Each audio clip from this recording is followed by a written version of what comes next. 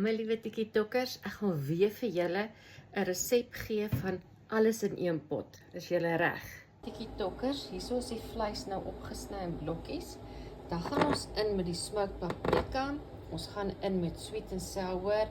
Dit is sojasous, worcestersauce, suurlemoensap. Hierdie is van Icona Food, sweet and sticky.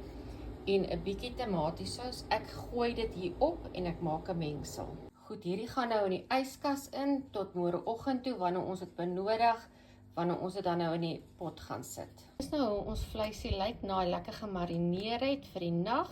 Goed, by hom is 'n bietjie speserye van woolies, peper, sout, 'n cube hiersom en dan natuurlik het ek saffraan.